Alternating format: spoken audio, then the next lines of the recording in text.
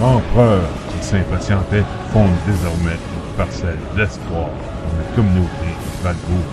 Grâce au dévouement de la population, un convoi armé a pu permettre aux caravanes marchandes de se faufiler à travers une multitude de brigands infestant Boisgeli.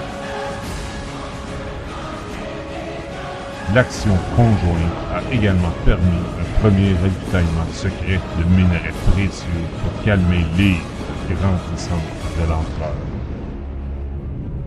L'ébène, l'adamantite, ainsi que le minerai magique foisonnent suffisamment pour permettre aux érudits la manufacture des premiers objets magiques signés Valcourt. En l'absence de la comtesse Aube Florence de Boisgeli, le baron Charles Victor de Montrouge en a profité pour s'arroger quelques partisans en délectant la populace autour d'une somptueuse oustifaille. Malheureusement, le banquet s'est soldé en tentative d'empoisonnement contre la personne du baron, du maire et du préfet. Aidé du représentant du conclave de Thiétis, Uldrar pour Franc-le-Mal, le clan Asgir a orchestré un pas vers la justice. Suite à une enquête approfondie, ont été innocentés le capitaine Blackwell et son équipage, ainsi que les aventuriers présents à l'auberge du Cochon Rire. La guilde des Sombres d'Ail serait-elle présente à Valbourg?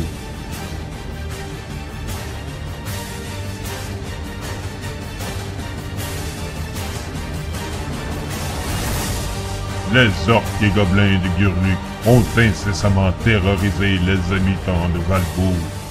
Certains aventuriers ont réussi à pister cette perfide, mais ont malencontreusement échoué à investir leur trophée.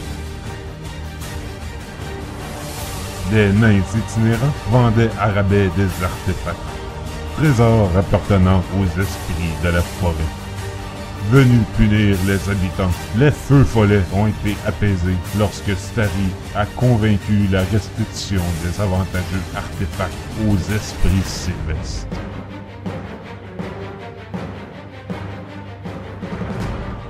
À quoi peut bien servir l'étrange bague arachnide obtenue en récompense?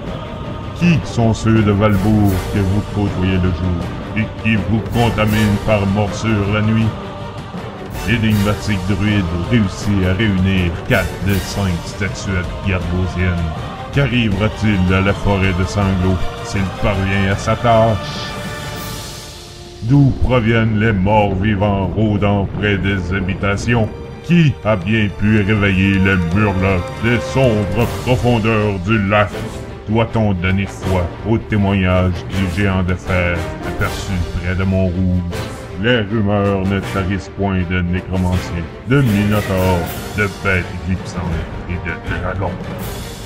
Les dangers ne s'amenuisent aucunement dans la région. Pourtant, de plus en plus d'aventuriers ne cessent de vanter la découverte de coffrets remplis d'or, de précieux joyaux, de parchemins magiques.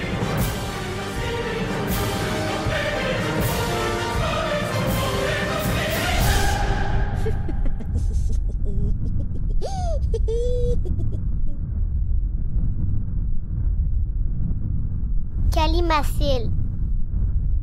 Les armuriers d'Atlantide. Les forges de Tchèque.